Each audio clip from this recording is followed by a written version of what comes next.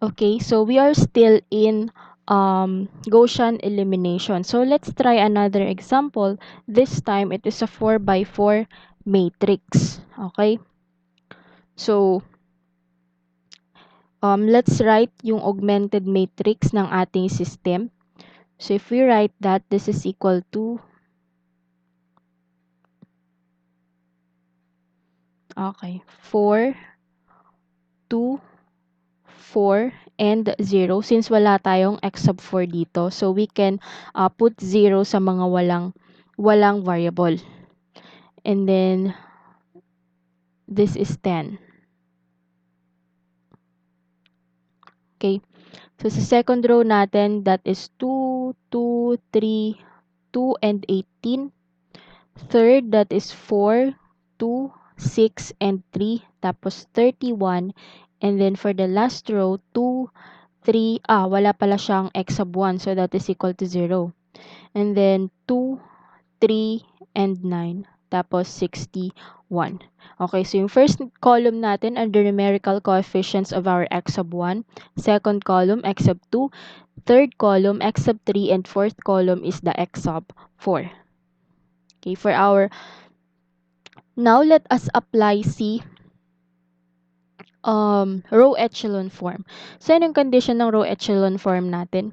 So, if you remember, dapat yung first element ng ating matrix must be equal to 1.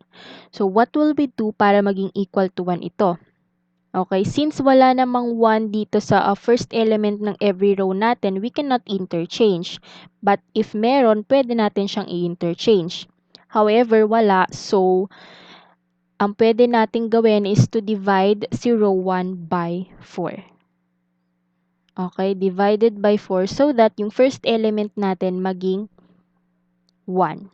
So, if we divide that, we will have a new matrix.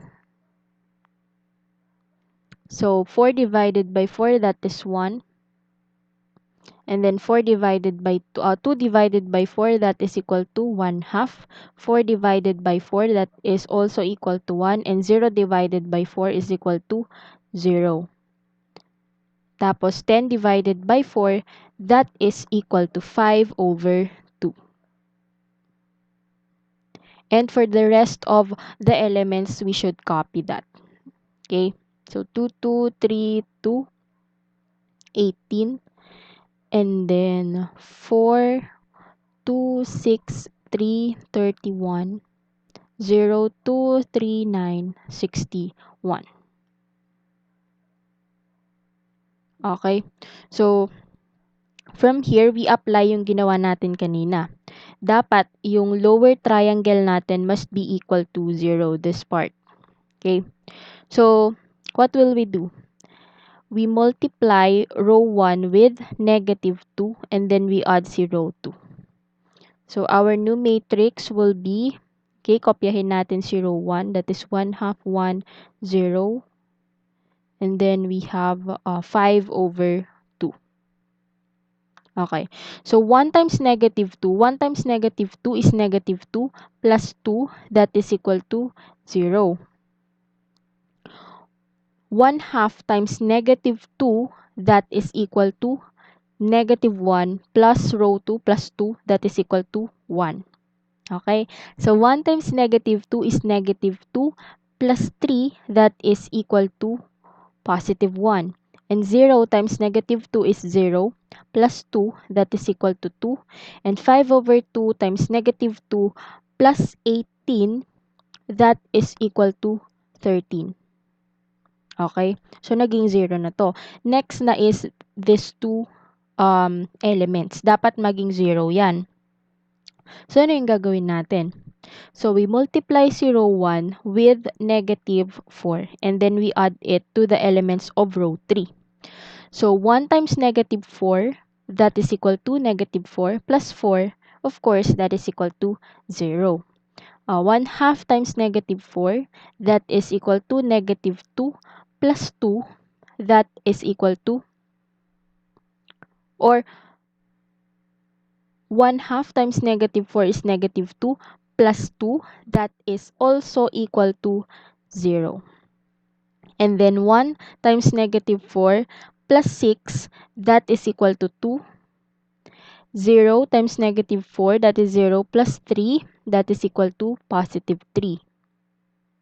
And then 5 over 2 times negative 4 plus 31, that is equal to 21. Okay? And for the fourth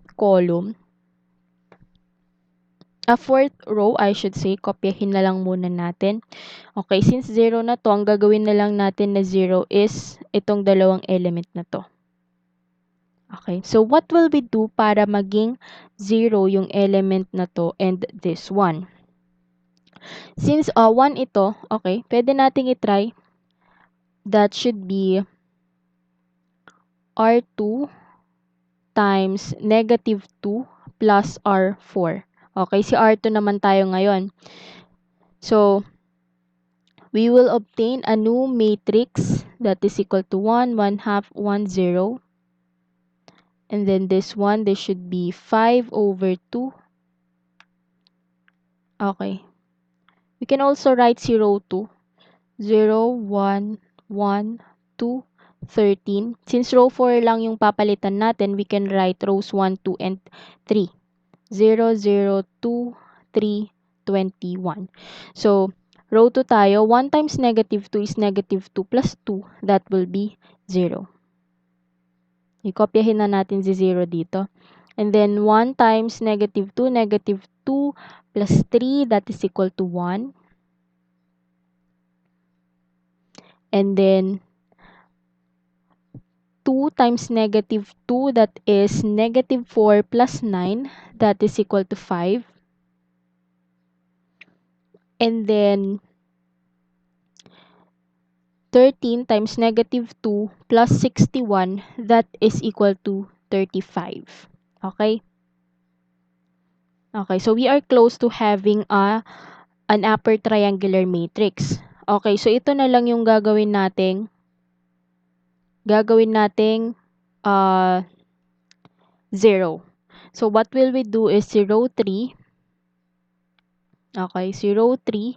Multiply natin with negative 1 half. We can do that. Okay, so 2 times 1 half, negative 1 half, that is equal to negative 1. And we can actually add it to row 4 para maging 0 itong element na ito. So, we will have a new matrix equal to, okay, so sulat muna natin si first row, 1, 1 half, 1, 0, and then 2, 0 pala.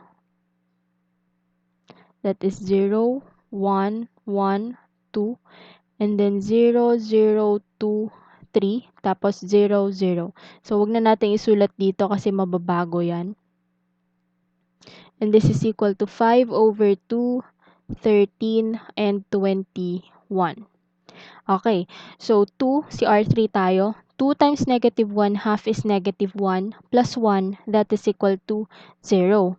And then 3 times negative 1 half plus 5, that is equal to 7 over 2. And then 21 times negative 1 half plus 35, that is equal to 49 over 2. Okay, so since meron na tayong upper triangular matrix dito, we can write our new system of equations. So that is the row echelon form. Okay, so yung first equation natin should be x plus x sub 1 plus 1 half x sub 2 plus x sub 3. So, 0 yung ating x sub 4. So, wag na nating isulat. Equal to 5 over 2. For our second equation naman, we have x sub 2 plus x sub 3 plus 2x sub 4 equal to 13. For our third equation, we have x sub 3 plus 2x sub 3 plus 3x sub 4 equal to 21. And for our fourth equation, that is 7 over 2x sub 4 equal to 49 over 2. Okay, so if you're going to compute for x sub 4, so this is our equation 1, equation 2, and equation 3. So we divide both sides by 7 over 2. Okay, of course, this will cancel and also with this one. So our x sub 4 is equal to 7. So we can now plug this sa ating third equation. So substitute x sub 4 to our third equation to solve for x sub 3. So 2x sub 3 plus 3x sub 4 is equal to 21. Palitan na natin si x sub 4, that is 7. So 2x sub 3, 3 times 7 is 21, and transpose it to the other side. So this is equal to 21 minus 21. So 2x sub 3 is equal to 0. And we divide both sides by 2. X sub 3 is equal to 0. Okay? Now, substitute naman natin si x sub 3 and x sub 4 to equation number 2 to solve for x sub 2. So we have x sub 2 plus x sub 3 natin is 0 plus 2 times 7 is equal to 13. So we can actually transpose this one. 2 times 7 is 14. Transpose natin sa kabilang side, magiging negative 14. So x sub 2 natin is equal to negative 1. Okay? And from there, we can substitute x4, x3, and x sub 2 to equation number 1 to solve for x sub 1. So, x sub 1 natin is equal to 1 half times x sub 2 is negative 1 plus x sub 3 is equal to 0. So, wala pala siyang x sub 4. And this is equal to 5 over 2. Okay, so 1 half times negative 1 is negative 1 half. So we transpose that to the other side. That is 5 over 2 negative, so magiging positive. So our x sub 1 is equal to 5 over 2 plus 1 half. That is equal to 6 over 2 or 3.